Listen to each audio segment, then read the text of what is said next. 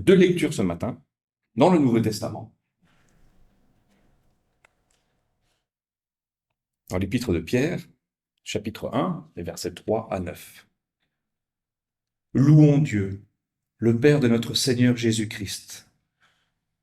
Dans sa grande bonté, il nous a fait naître à une vie nouvelle en relevant Jésus-Christ d'entre les morts. Nous avons ainsi une espérance vivante en attendant les biens que Dieu réserve aux siens. Ce sont des biens qui ne peuvent ni disparaître, ni être salis, ni perdre leur éclat. Dieu vous les réserve dans les cieux, à vous, que sa puissance garde par la foi en vue du salut, prêt à se manifester à la fin des temps. Vous vous en réjouissez, même s'il faut que maintenant vous soyez attristés pour un peu de temps par toutes sortes d'épreuves.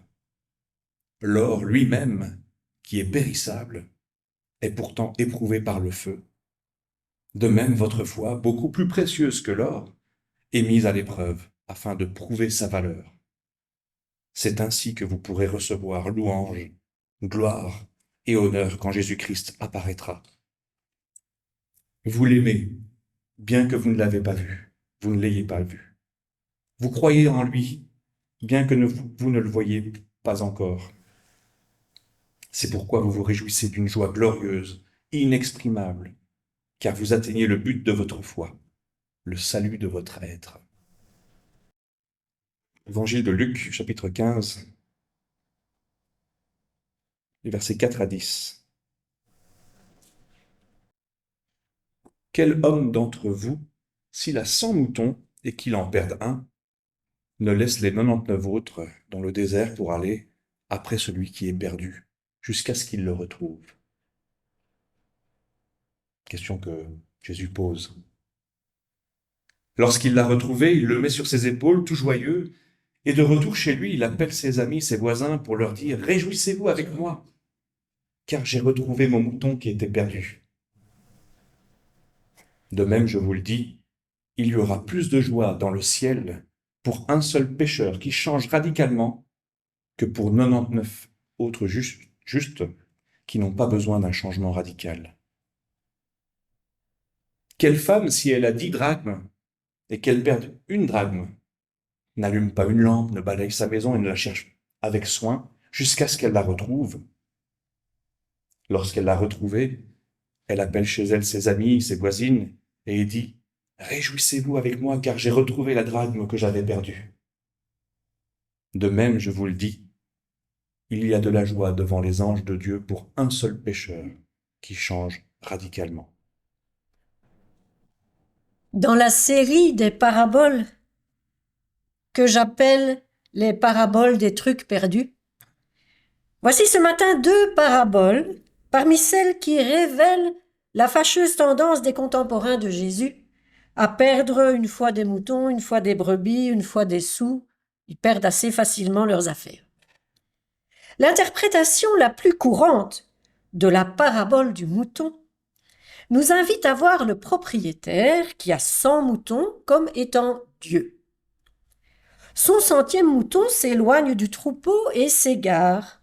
Toute affaire cessante, Dieu part à la recherche de son mouton perdu et le ramène vers le troupeau. L'homme pécheur qui s'est éloigné de Dieu est ramené sur le bon chemin au milieu du peuple. C'est là l'exégèse la plus courante, la plus partagée. Il nous faut pourtant constater que le propriétaire est bien désigné dans le texte grec, non pas comme un berger, un mot qui désignerait la figure divine, mais bien désigné comme un anthropo, c'est-à-dire un homme. Et même mieux, quel homme d'entre vous? Questionne Jésus. Quel homme d'entre vous, s'il a 100 moutons et qu'il en perd un, ne laisse les 99 autres pour aller chercher celui qui est perdu jusqu'à ce qu'il le retrouve? La parabole du mouton perdu et retrouvé pourrait bien nous inviter à redécouvrir à quel point nous, les anthropos, hommes et femmes, à quel point nous sommes invités à nous sentir bien responsables les uns des autres. Nous sommes en mission les uns vers les autres, appelés à ne pas rester inactifs si nous constatons qu'un frère s'égare jusqu'au désert, s'égare jusqu'à rester tout seul dans son coin au péril de sa vie, et parfois au péril de sa vie spirituelle. Frères et sœurs, comme la plupart des textes de l'Évangile, la parabole nous parle encore et toujours et avant tout de la grâce. Un mouton est perdu, un frère est égaré, mais le focus de la parabole n'est pas mis sur le jugement ou sur la cause de son égarement, non, le focus est mis sur le salut de l'égaré, sur la complétude du troupeau. Avec notre ménagère qui perd ses sous, nous sommes confrontés au même choix d'interprétation. La plus commune nous laisse entendre, comme pour le mouton perdu, que ce serait Dieu qui chercherait et qui retrouverait l'égaré, comme résultat une belle fiesta céleste. Ou alors une autre interprétation suggère que Jésus parlerait de l'Église. L'Église cherchant sans relâche celui qui s'est égaré, et l'ayant retrouvé, il y a toujours une super fiesta boum boum dans le ciel avec les anges. Certes. Mais la richesse des textes bibliques, vous le savez bien, nous autorise à remettre toujours en question toute interprétation, y compris celle de ce matin. Permettez-moi de vous partager ce qui me chatouille avec ces interprétations-là. J'ai un petit doute quant au fait que l'évangéliste aurait dans la bouche de Jésus à ce moment-là, dans ce contexte-là, dans ce que nous pourrions appeler la préhistoire du christianisme, que Jésus aurait symbolisé l'Église par une femme faisant le ménage. Rappelons qu'à l'époque où Jésus enseigne sous forme de parabole, l'Église chrétienne telle que nous la connaissons aujourd'hui, cette Église n'existe pas. Et encore moins une Église chargée d'aller chercher les pécheurs pour leur accorder sous un pouvoir des clés le pardon des péchés. Luc se serait-il alors permis de comparer Dieu, cherchant le pécheur, à une femme cherchant son argent?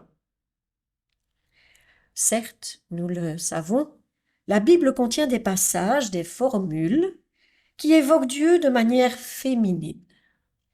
Par exemple, dans le livre du prophète Ésaïe, au chapitre 66, « Voici en effet ce que déclare le Seigneur, je vais diriger vers Jérusalem un fleuve de bienfaits et la richesse des nations comme un torrent qui déborde.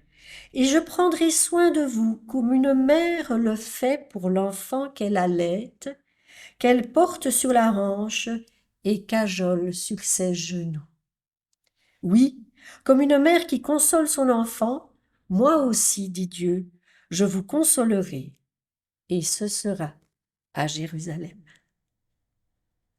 Ou encore chez le prophète Osée, au chapitre 11, « C'est pourtant moi, dit Dieu, qui avais guidé les premiers pas d'Éphraïm et l'avais porté dans mes bras.